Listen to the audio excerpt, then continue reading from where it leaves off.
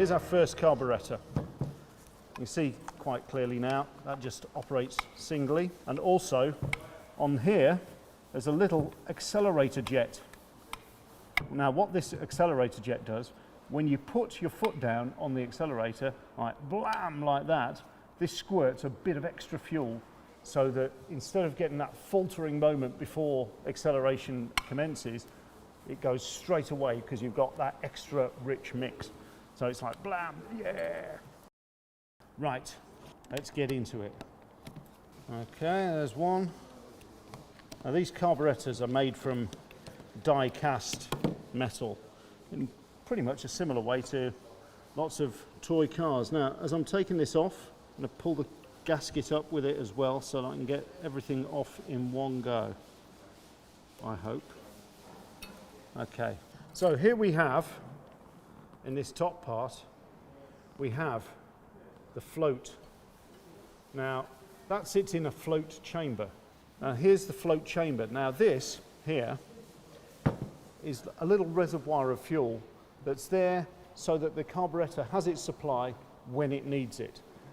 In order to make sure that that reservoir doesn't fill up too far and thus flood the carburetor, allowing fuel to just drain into the engine, what you have is a float. What happens is, as the float goes up, as the petrol level gets higher, it closes off a little needle valve which is situated just up here. Quite a simple operation. So we'll turn that over and just push out if we can. There's a little brass pin and there's the float. So I'll just keep those together for now. So here, this is the needle valve, so called because it's basically needle shaped, or it's pointy.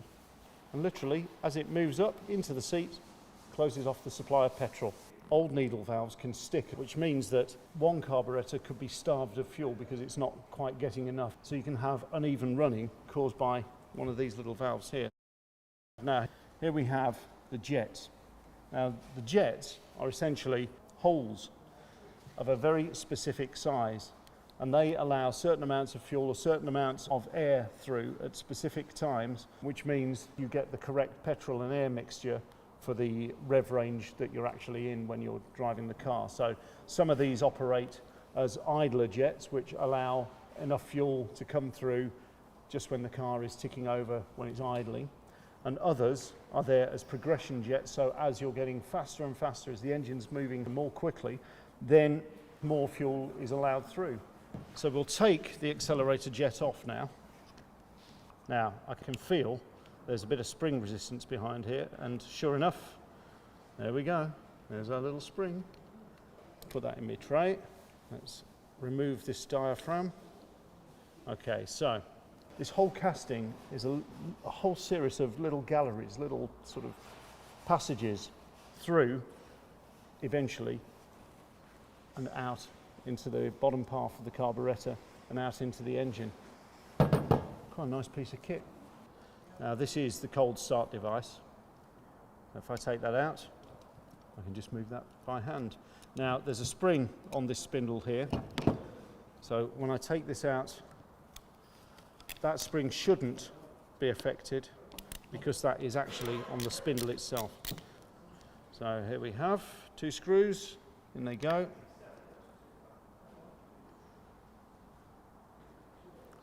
Oh, that's nice. There's the cold start device. Now, you can see those 2 quadrants geared together operating. And what they do is they operate this little device here, which opens up these 2 ports to allow in more fuel. So we've got our new parts. I've got my tray of bits, a mixture of old and new. And also we've got the partially stripped carburetor here. But one thing that I have noticed about this is that down in the bottom here, there you have lots of dust and sand and debris. Look at all that.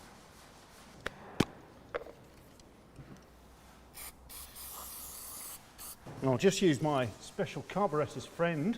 This is one tool that you should have in your toolbox at all times when cleaning intricate items. It's a toothbrush. So I'll just use that just to clean into all those little hard to get to areas, all those little corners.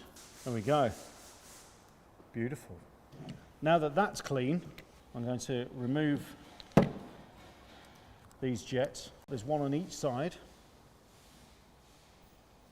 Let's do the other. One thing I will do is just blast out these jets with a bit of compressed air.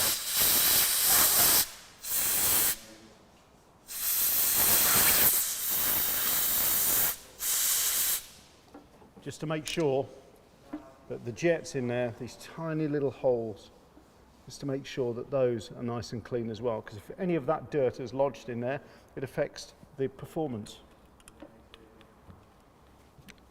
Okay, so those are done. Now also, I have other jets here. I think these are the progression jets. Yeah, so give those a little blast with some cleaner.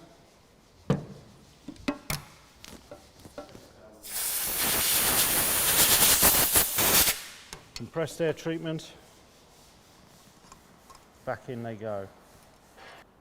Okay, let's get these out. These main jets, give them a bit of a squish. Well, I should be able to take this one out as well. Oh, there we are. Okay, so here we have, again, another little tiny pair of jets in there. Clean everything up.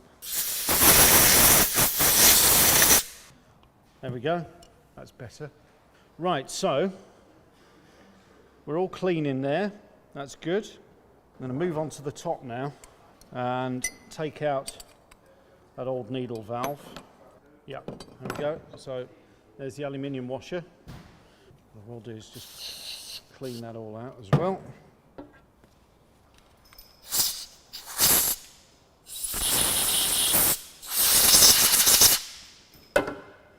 In goes the new seat. In then goes the new needle. There we are.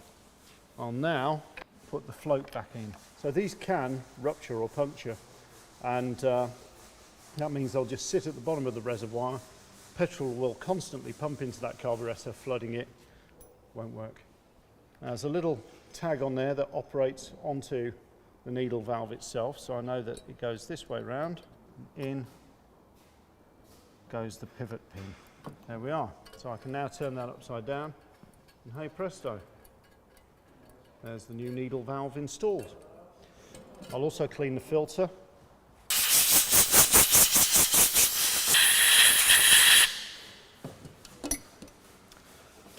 Back goes the filter.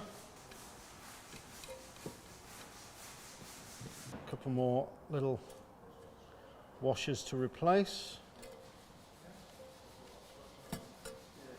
There's a fibre washer down the bottom there, and another one at that point. Again, clean it out.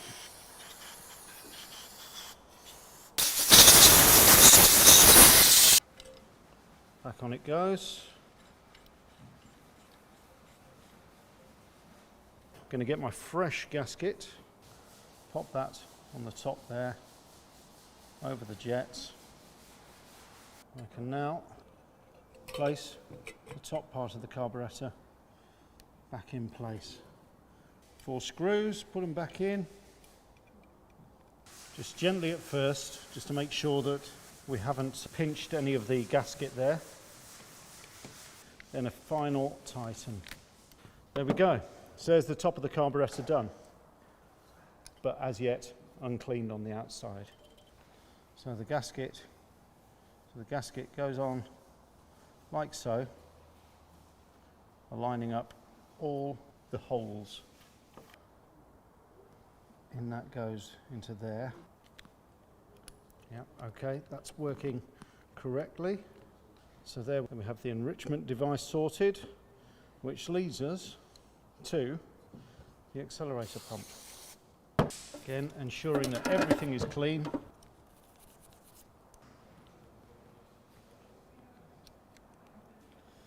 our pump sits in there. That operates that like that. In that goes into there, like so. Right, so let's just check the operation of that. Yep, so it's operating that accelerator pump. So there we have it. That is the carburetor internally rebuilt. So I'll just give it a little bit of a tidy up on the outside.